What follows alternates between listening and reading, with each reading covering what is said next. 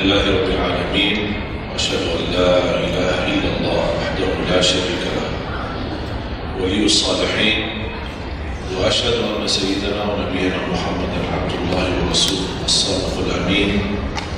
اللهم صل على سيدنا محمد وعلى آله وصحبه ومن تبعهم بإحسان إلى يوم الدين.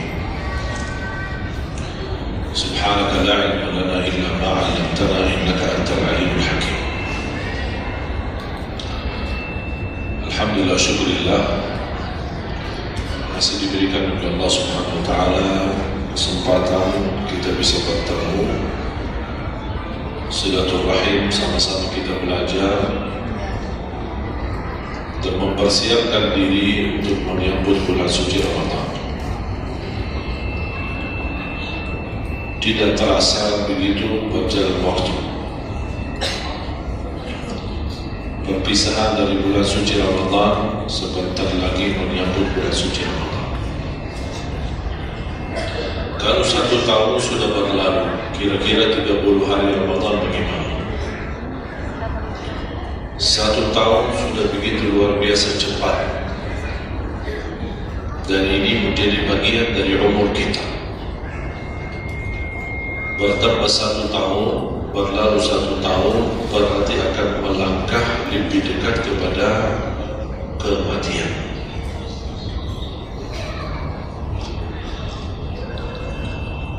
Sebenarnya bukan berapa usia kita, tapi apa isi usia kita. Isinya apa?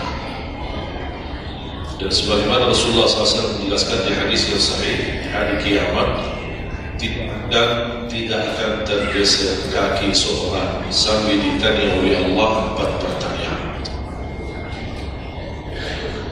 Berarti kita akan menghadapi 7 pertanyaan. 3 di kuburan, menghadap munkar nakir, man rabbuka, ma dinuka, man nabiyuka. Yang tersisa 4 nanti di hari kiamat, sebelum dimulai hisab, sebelum tergeser kaki kita ke surga maupun ke neraka. Ditanya oleh Allah Subhanahu wa Ta'ala 4 pertanyaan. Yang pertama, lan tazula qadama 'abdin yawm al-qiyamah hatta yus'ala 'an 4. Tidak akan tergeser kaki seorang di hari kiamat sampai ditanya oleh Allah SWT 4 pertanyaan. Yang pertama, an umurihi fima afnah. Umurnya apa yang kamu lakukan? Allah tidak akan tanya berapa usia, tapi apa yang kamu isi dalam usia. 60, 70, 100 tahun, kurang, lebih, Allah tidak pedulikan berapa usia kita. Bahkan banyak para sahabat ketika ditanya usiamu berapa, dia menjawab usia saya 10 tahun. Padahal sudah tua, sudah di atas 50, ada yang di atas 40. Tapi kenapa begitu ditanya soal umurnya dia menjawab 10 tahun? Ternyata mereka menghitungkan usia yang sebenarnya adalah usia yang terisi taat. Masa jahiliyah, sebelum datangnya Islam, mereka menganggap itu semua usianya sia-sia.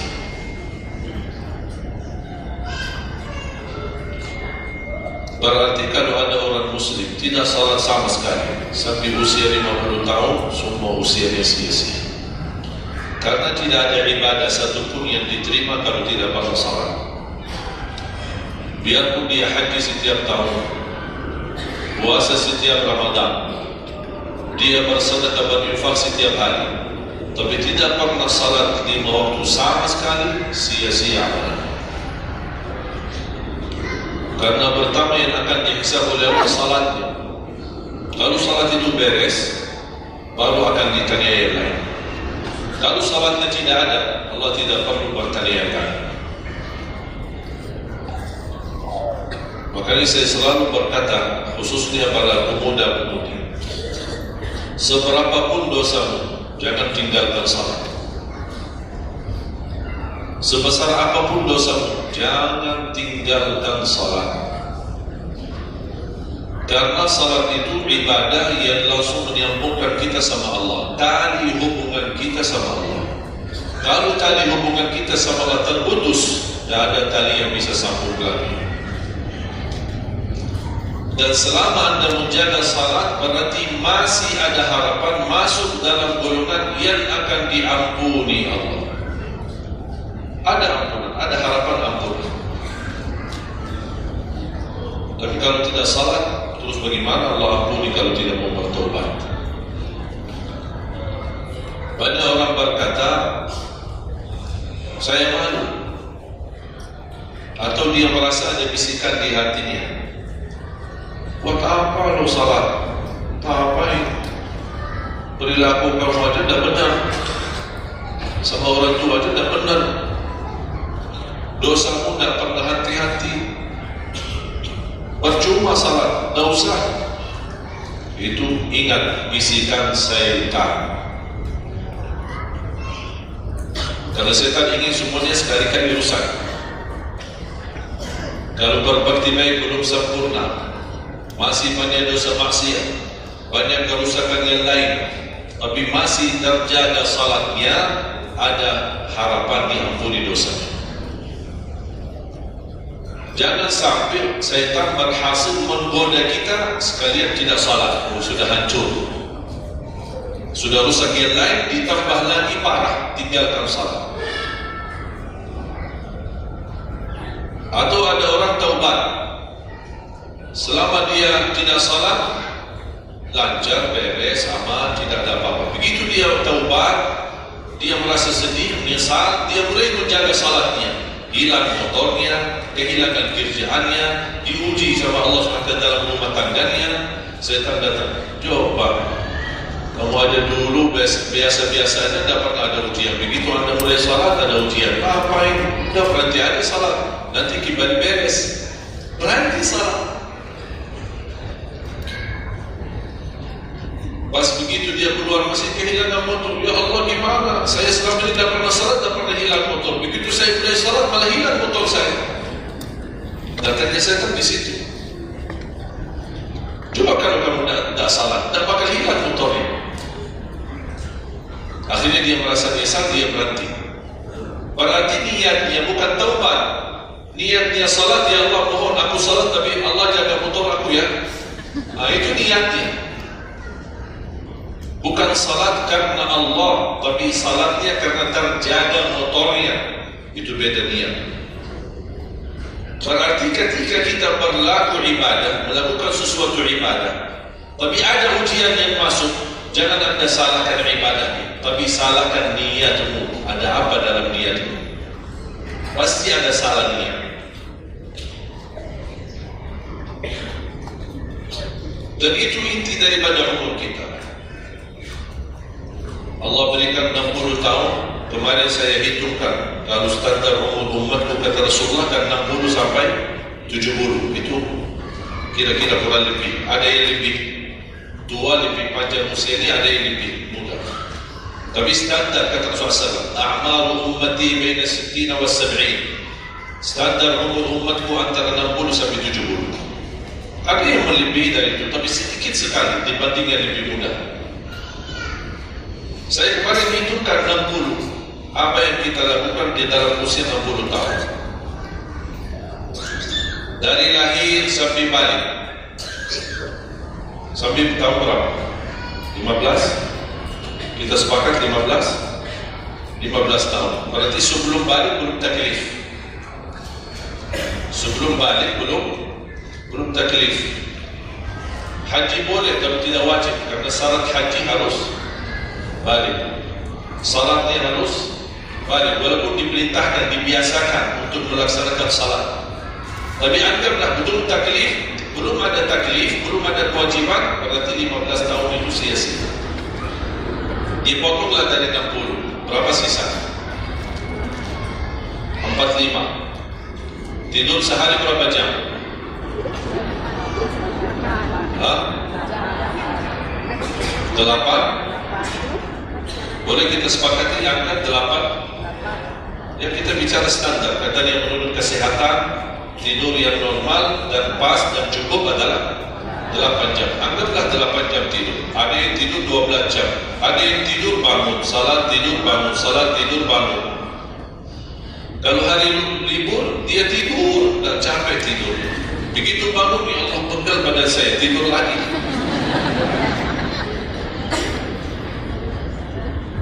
Saya hitungkan 8 jam. 8 jam dalam sehari berapa kalau dibagi? Dalam sehari. Sehari berapa jam? 24 jam. 8 bagiannya berapa jadi? 1/3. 1/3 sehari tidur. 1/3 60 tahun berapa? 20. 20 tahun ngapain? Tidur. 20 tahun cuma kerjaannya tidur. Mulai dari 8 jam. Coba, memang terlihat angkanya tidak terlalu besar. Tapi kalau dihitung dalam usia dalam 60 tahun, 20 tahun tidur. Ditambah 15 belum taklif, jadi 35. Tersisa berapa dari 60? 25. Cari nafkah dan rezeki. Kerjaan, standar kerja, jam kerja berapa jam? 8. Berarti 60 tahun berapa jam? Berapa tahun kita kerja? 20 tahun. 20 tahun cari menjadi kaya. Tapi 20 tahun masih stres. Tidak jadi kaya. Masih bermasalah. Ditambah habis 20 tahun pensiun, tambah hutang. Belum lagi hutang sana sini. Sekarang semua serba hutang. Dan yang aku heran, kenapa orang Indonesia suka berhutang? Ada masalah sedikit hutang. Sekarang HP cicilan, bagus-bagus. Saya kemarin diajak sama teman foto. Saya lihat HP ini, Masya Allah HP yang terbaru ini. Apa cicilan? Jadi jangan ditipu, jangan tertipu ketika Anda melihat handphone baru sama orang, langsung Anda baik sangka barangkali cicilan. Dari satu cash. Kes itu 12 juta sampai apa ada 15 juta. Bawa mobil yang mewah, kayak cicilan. Begitu pindah rumah, cicilan. Jalan-jalan besok juga nikah, cicilan. Semua serba cicilan. Dan terpengaruhi dengan promo sana sore ini ada ini 0%, non ini apa sini beli satu dapat satu, dan semua serba hutang. Tanpa kita sadar, tidak sadar, memang mudah kita awal-awal yang berhutang, tapi begitu sudah jatuh tagihan dia pusing. Memang hutang ini bikin aku stres. Ada orang minta sama saya amalan. Ada enggak amalannya supaya saya bisa mengatasi masalah hutang ini? Saya bilang mudah amalannya, jangan berhutang lagi, mudah. Sudah selesai. Hutang itu di dalam Islam dibolehkan kalau sudah benar-benar keadaannya darurat. Sudah tidak ada solusi, tidak ada jalan, tidak ada yang bisa bantu, tidak ada yang bisa menolong. Akhirnya terpaksa, dan hati-hati dari riba. Jangan terpaksa nanti beralasan, ya Allah saya terpaksa menggunakan pinjaman bank tapi riba. Pinjam 100 juta dikembalikan 120 juta. Dosa besar. Masih lebih ringan dosa zina sama ibu daripada terima uang riba. Nauzubillah min dzalik.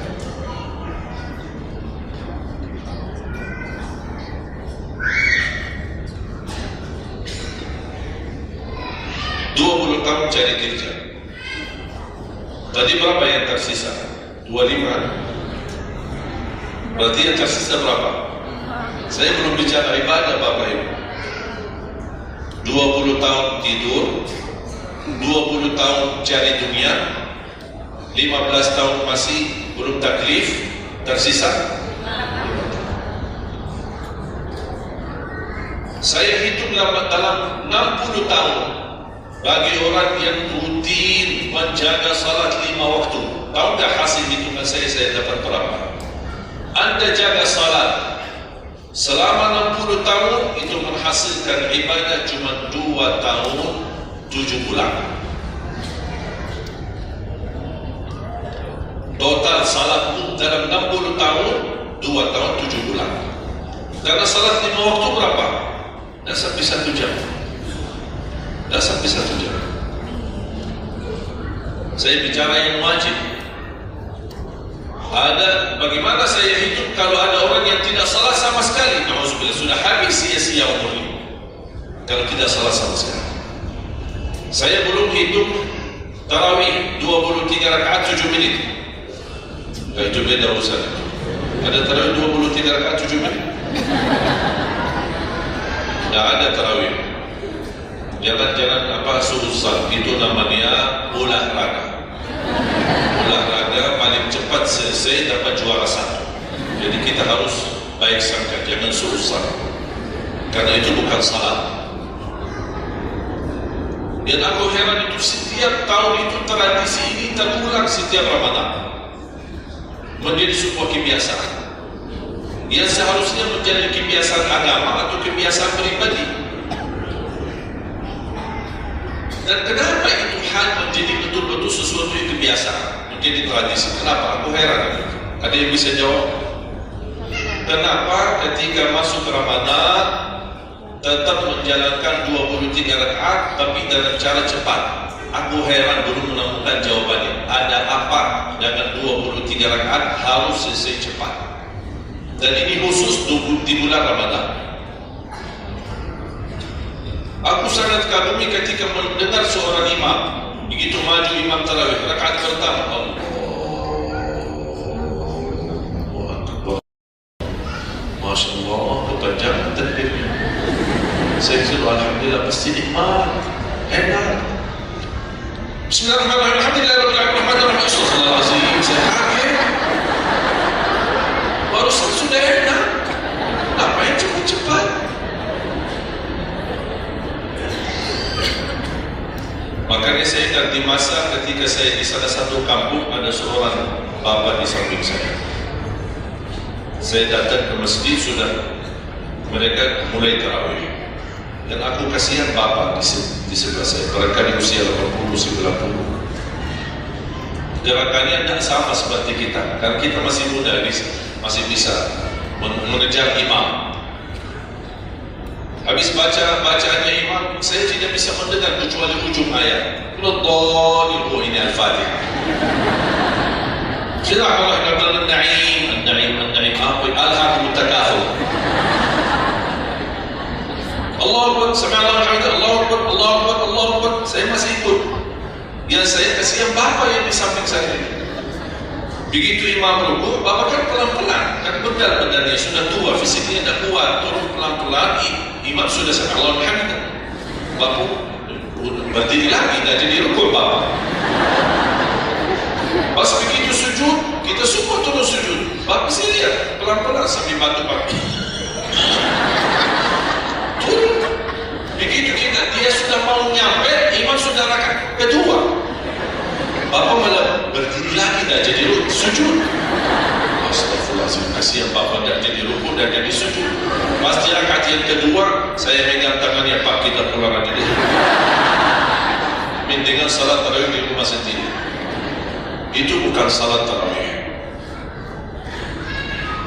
Ramadan cuma berapa kita lakukan? Orang yang sudah wafat, kalau kita boleh berbicara dan dengar bisikan apa yang mereka bisa jawab.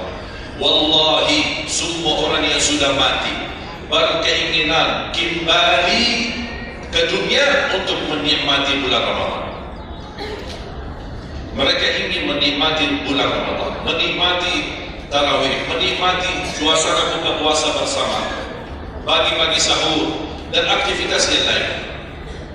Ini kesempatan kita masih diberi oleh Allah umur, sehat walafiat, maksimalkan. Tidak semestinya 23, mau 11 boleh, mau 23 boleh, mau seberapapun tarawihnya, mau salat tahajud di rumahnya boleh.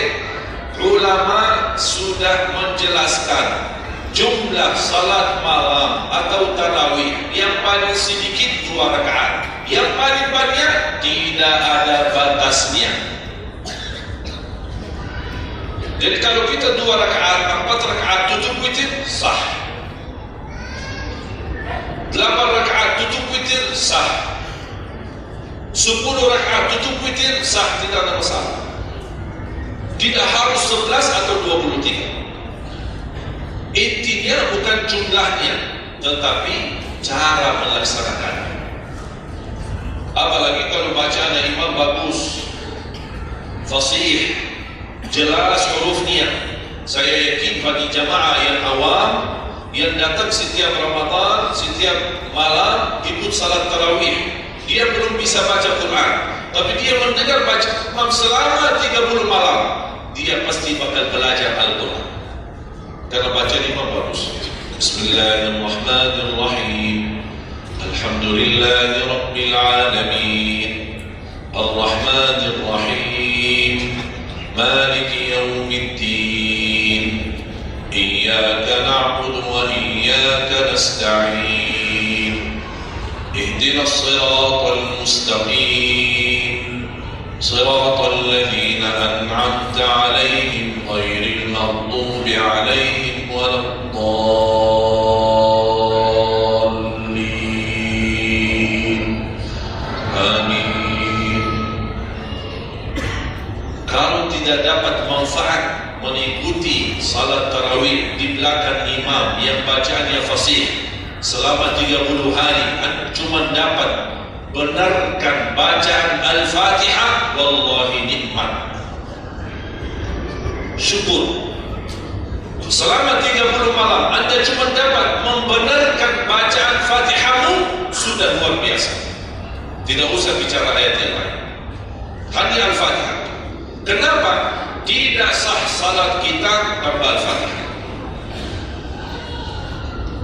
Kata Imam Nawawi, di dalam suratul Fatihah ada 14 tasdid. Ada 14 tasdid, hurufnya yang ditekan. Ada 14. Tertinggal 1, batal salat. Dan Imam Nawawi mengikut mazhab Syafi'i. Makanya jemaah sekalian, wajib hukumnya belajar Al-Fatihah, bukan sunnah. Wajib hukumnya belajar surah Al-Fatihah. Perbaiki, benarkan bacaan, karena tergantung Fatihahnya itu salatnya sah atau tidak, itu tergantung Al-Fatihah.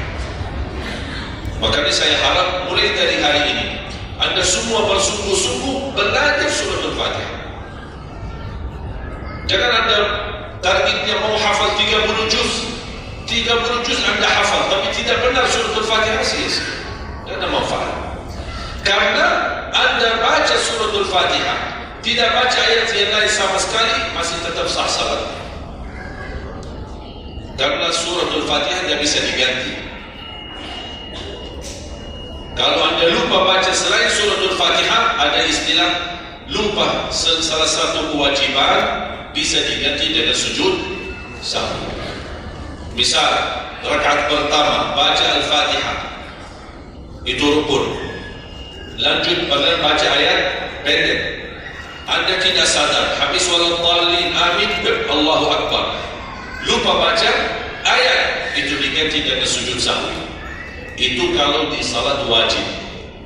Tapi kalau di salat sunnah tidak ada wajib atau rukun selain surah Al-Fatihah. Jadi anda kalau salat sunnah cuma surah Al-Fatihah, kemudian takbir, rakaat yang kedua surah Al-Fatihah, dan kemudian langsung rukun, sah salatnya, tidak apa-apa. Tidak harus baca surah-surah yang lain.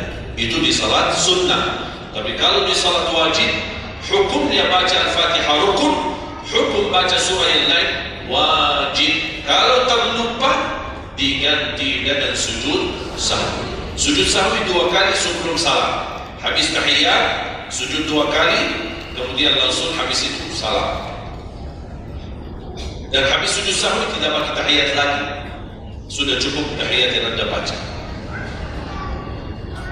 Makanya kembali lagi jemaah sekalian, umur bukan berapa usianya, tapi apa isinya.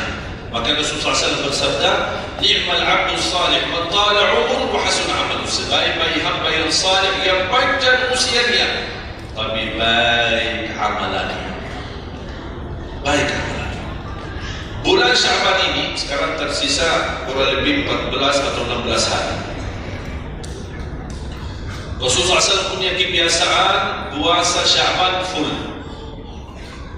Sampai kata Siti Aisyah, tidak pernah aku melihat Rasulullah puasa 1 bulan penuh selain bulan Ramadan sebagaimana di bulan Syaban. Penuh dia puasa, bukan nisfu. Setiap datangnya Syaban ditanya nisfunya, mana nisfu Syaban? Nisfu. Full Ramadan Syaban, puasa aja.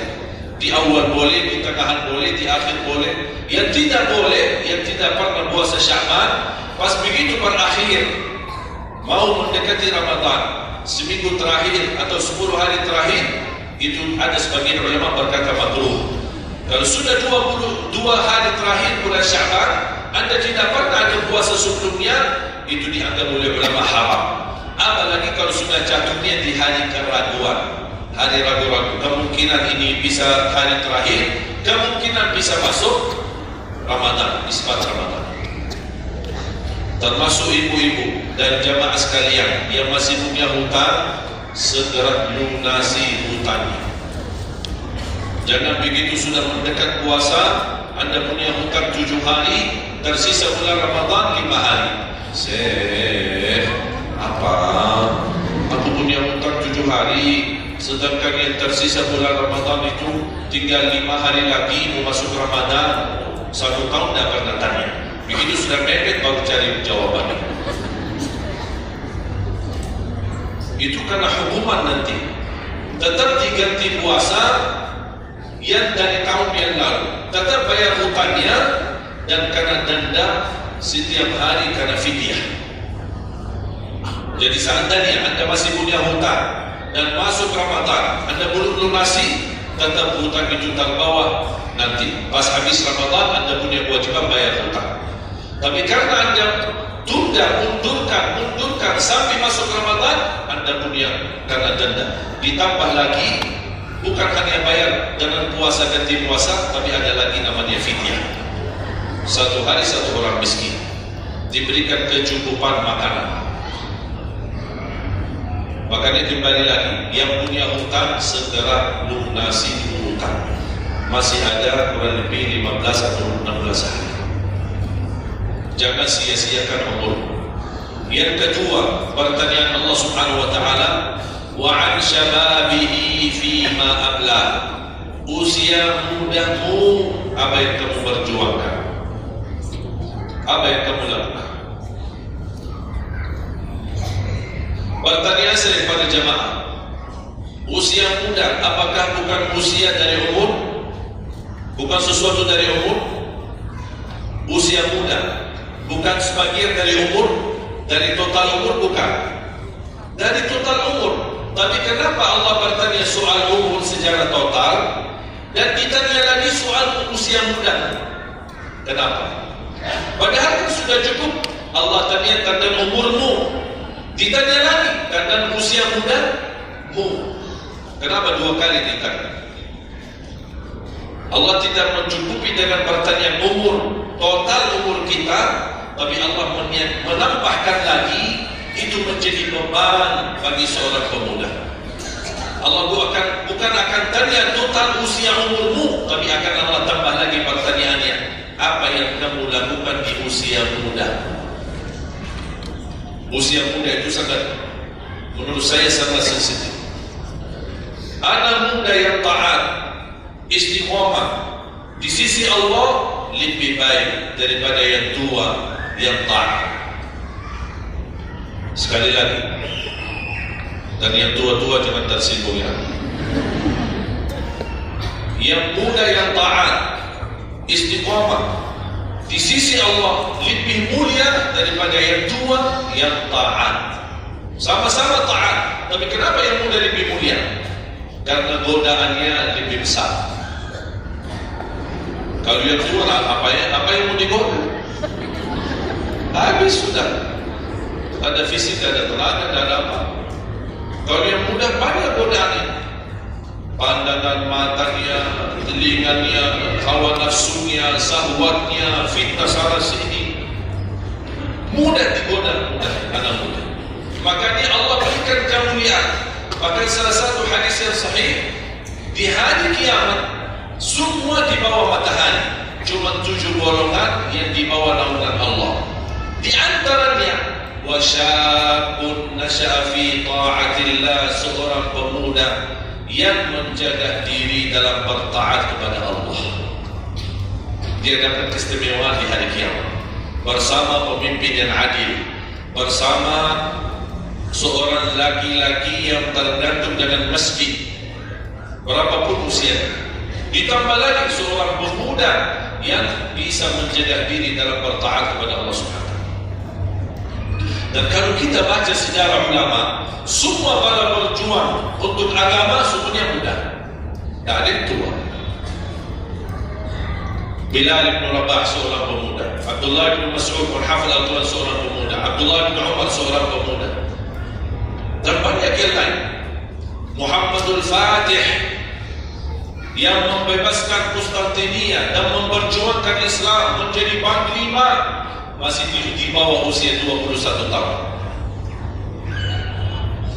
Dan banyak sejarah-sejarah. Imam Syafi'i masih sangat muda, bahkan meninggal dunia masih dalam keadaan masih sangat muda, belum sampai usia 52 tahun. Dan banyak yang lain. Makanya pengaruh dan bahkan taruhan besar bagi umat Islam itu tergantung pemuda.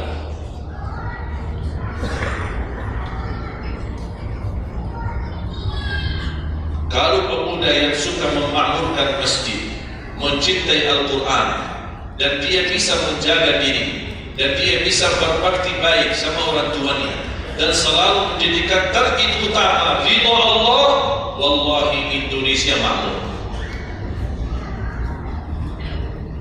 Kalau pemuda dia jauh dari masjid, sibuk hanya pacaran, dan dia meninggalkan salatnya, jauh dari hal-hal yang baik, justru dia jatuh dalam narkoba dan berkali macam-macam dosa dan maksiat, hancurlah negeri Indonesia. Indonesia tergantung pemuda. Mohon maaf, bukan tergantung para tua, tergantung pemuda.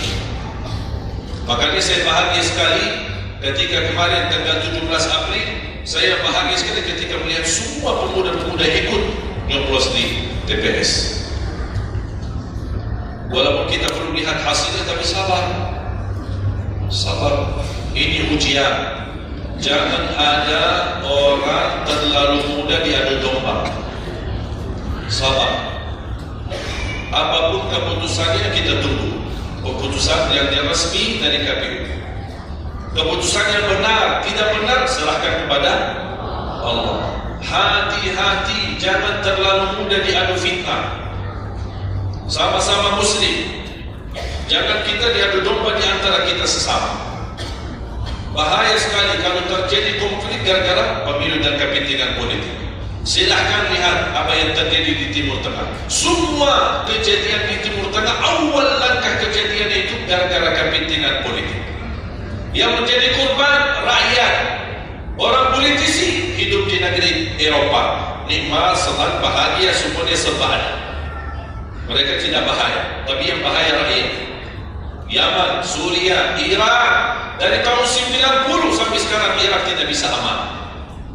Ada orang bawa berita itu Irak saudara dan mereka perang saudara antara Sunni dan Syiah. Bohong, tidak benar. Ratusan tahun mereka hidup damai antara Sunni dan Syiah, tidak pernah bermasalah.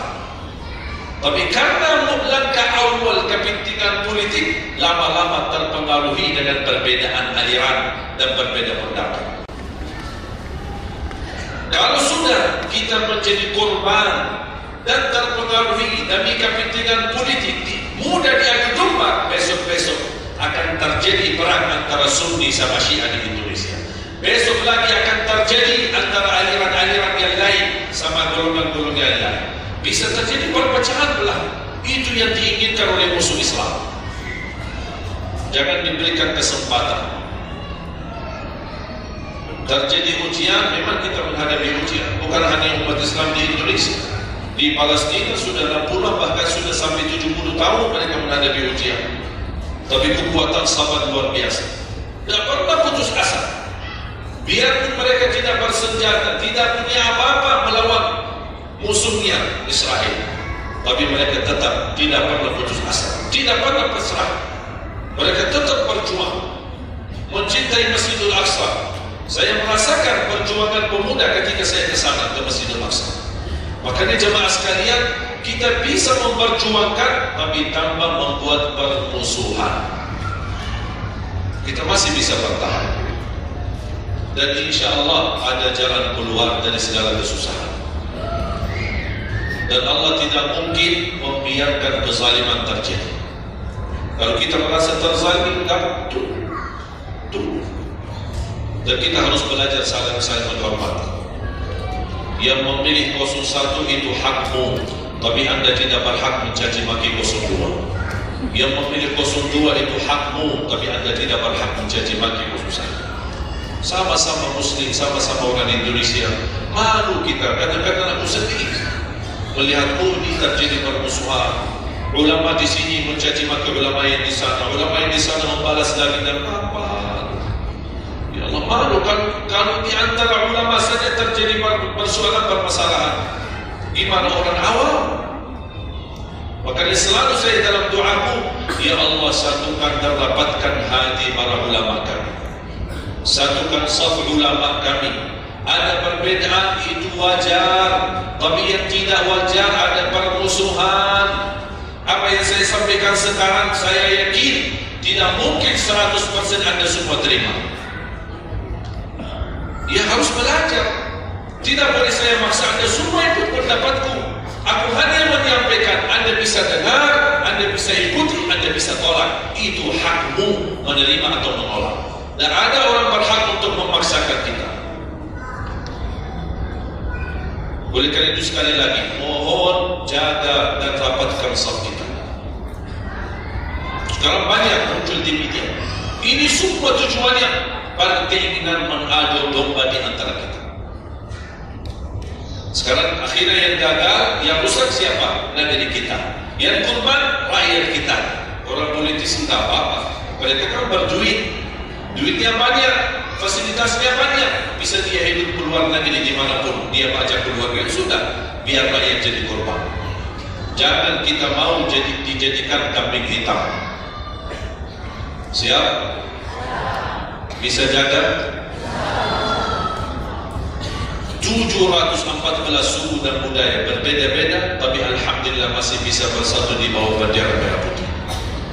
Dan ini karunia dari Allah Subhanahu wa taala. Wajib kita syukuri dan wajib kita jaga. Dan kita berdoa sekarang, anda sudah ikut memilih kan? Sudah memilih? Sudah, itu ikhtiar. Anda sudah selesaikan tugasmu. Sekarang apa yang harus kita lakukan? Doa, memohon pertolongan dari Allah. Biar Allah yang memilih mana yang terbaik. Ya Allah, kami sudah berusaha, kami sudah berikhtiar, pimpinlah kami, anugerahkanlah kepada kami pemimpin yang takwa, yang adil, yang amanah, yang mencintai agamamu, yang mencintai ulama, yang bisa melayani rakyat dengan ikhlas. Itu doa kita. Kalau boleh setiap tahajud, setiap sujud, habis duha, habis salat wajib, terus doa seperti itu. Saya punya kebiasaan ketika mengajak jamaah umrah, saya haruskan kepada semua jamaah ketika kami tawaf maupun sa'i, wajib paling tidak 1 kali tawaf, 1 kali sa'i, khusus doakan Indonesia. Karena Indonesia apalagi saat ini sangat membutuhkan doa kita. Sebagaimana kita peduli pada saudara kita Palestina dan kita bantu, kita mendoakan. Kalau Indonesia tidak perlu bantuan dana, tapi butuh doa kita. Makanya jangan pelit untuk mendoakan negeri kita Indonesia. Faham? Yang ketiga,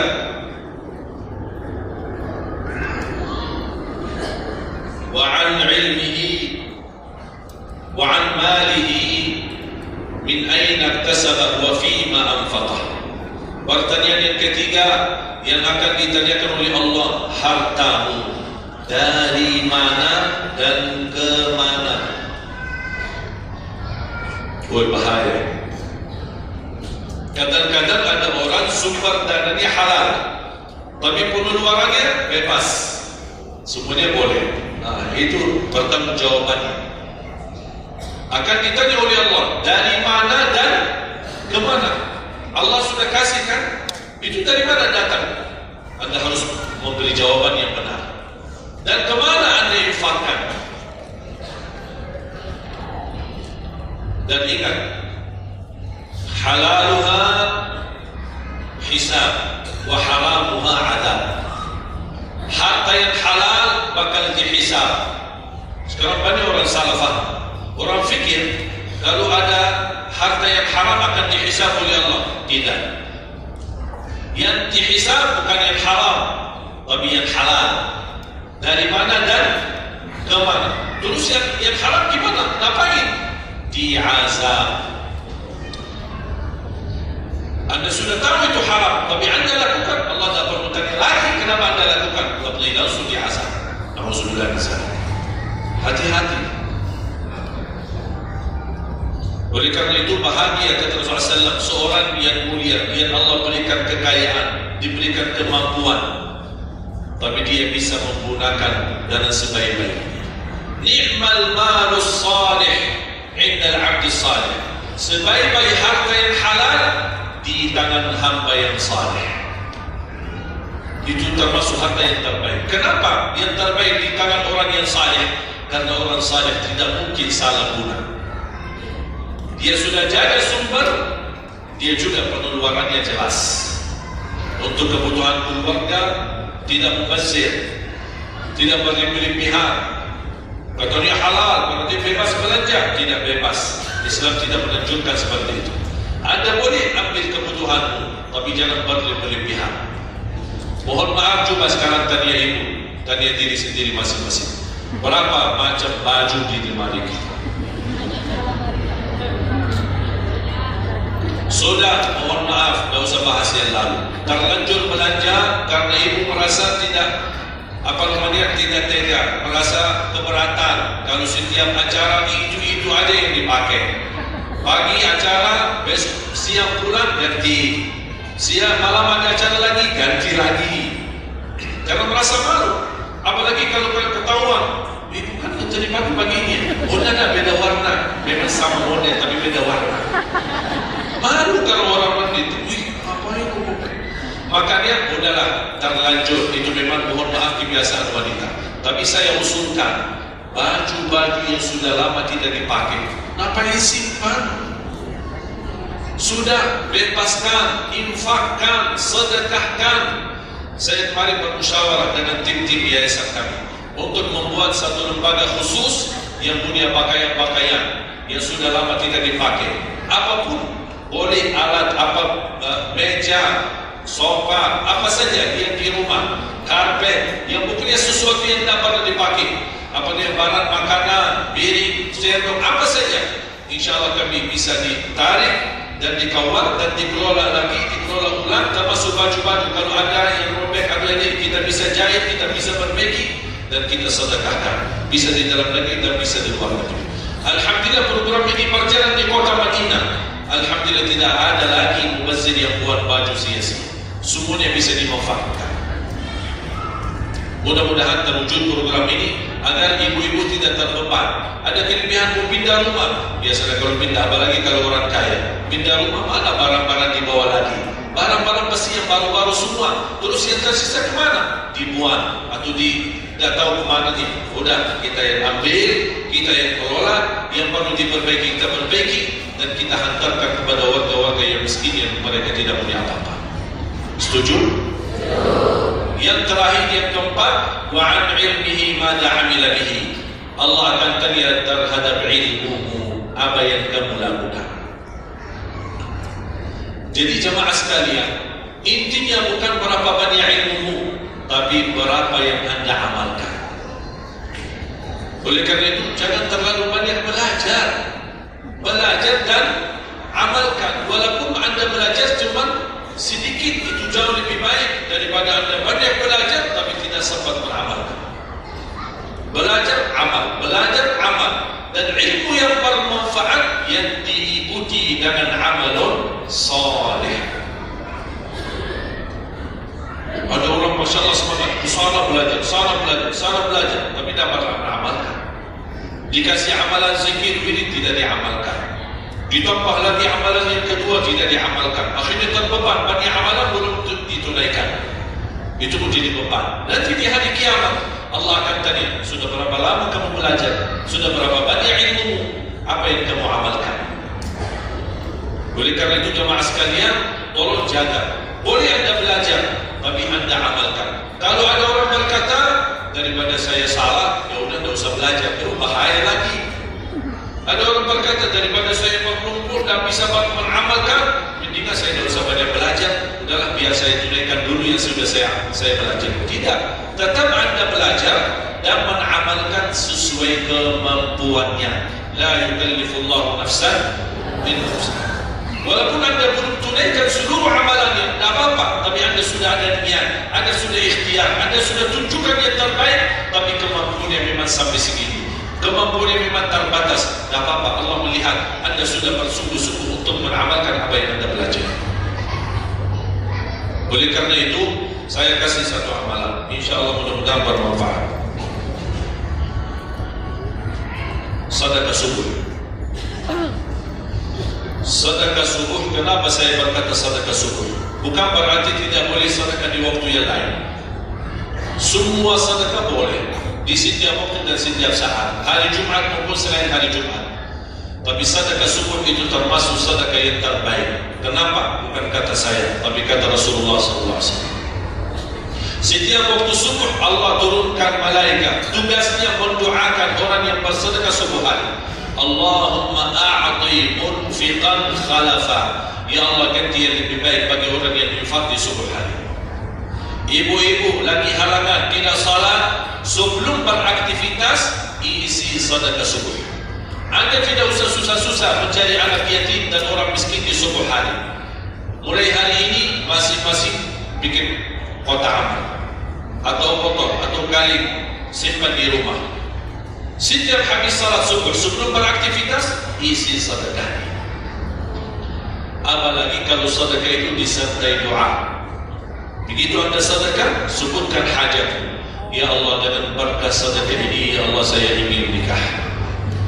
Mudahkan jodoh. Nikah lagi juga boleh doa. Ada yang sedang melamar kerjaan, Anda isi wallahi dahsyat amalan ini, wallahi dahsyat, manfaatnya banyak untuk menimbul penyakit, menabulkan hajat, memudahkan urusan, dan tidak pernah saya sampaikan amalan ini, semua alhamdulillah berhasil mendapatkan hajat. Begitu Anda isi doa, ya Allah, dengan berkah sedekah ini mudahkan lamaran kerjaan saya. Ya Allah, dengan berkah sedekah ini mohon titipkan pahalanya untuk kedua orang tua saya. Kalau ada yang merasa dirinya suka marah, suka emosi, ya Allah, dengan berkah sedekah ini tenangkan hati dan jiwa saya agar tidak emosi lagi. Ya Allah, dengan berkah sedekah ini karuniai kepada aku anak penghafal. Bu, jemaah sekalian, saya berkeluarga 12 bersaudara, timnas, dan kami memang sudah disusun satu lusin. 12 ini mempersiapkan kalau timnas kita belum mampu membawa juara, insya Allah kami sekeluarga siap mengganti timnas. Alhamdulillah, dari saudara saya 12 ini 10 berhafal Al-Quran. Tapi orang tua saya awam, percaya enggak? Orang tua saya bukan ulama, bukan kiai, bukan ustaz. Ayah saya belajar kelas 3 SD. Ibu saya tidak pernah masuk sekolah sama sekali. Sampai usia 40 tahun masih buta huruf, tidak bisa baca Quran. Tapi Allah berikan karunia keturunan penghafal Al-Quran. Berkat apa? Salat mereka dan sedekah mereka, termasuk doa.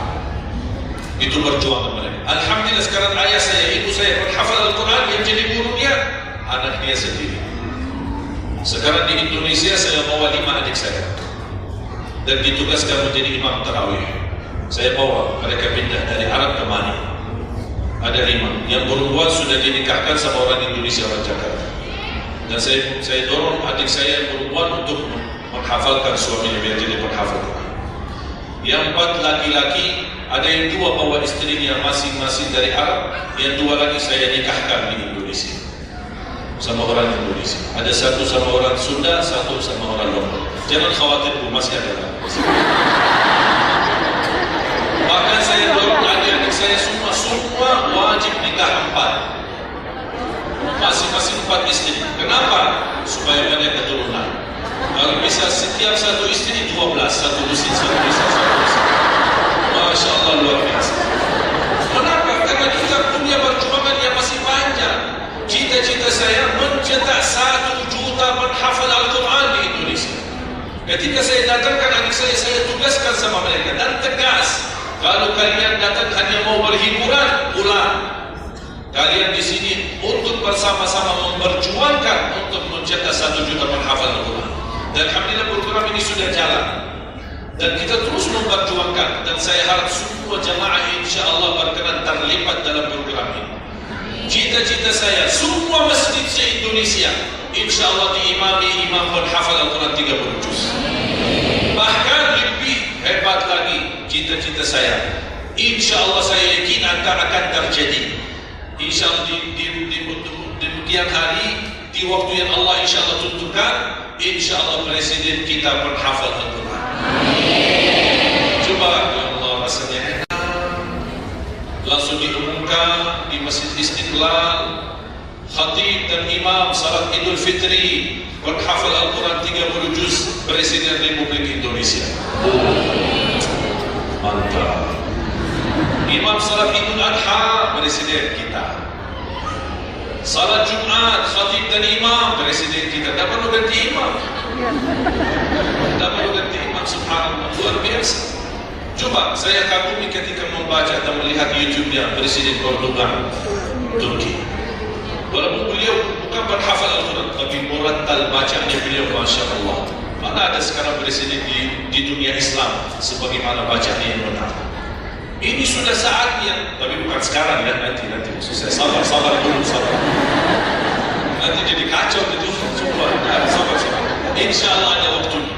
Insya Allah. Mulai dari sekarang kita ayo bersama-sama mempersiapkan untuk kalau anda gagal menjadi penghafal Al-Quran, jangan gagal anakmu, cucumu, generasi yang ini semua. Kita melihat, saya bangga, kenapa saya semangat untuk mencetak 1 juta penghafal Quran. Itu berkatnya acara Hafiz Indonesia. Nonton kan acara Hafiz Indonesia? Nangis ya? Habis tisu kan?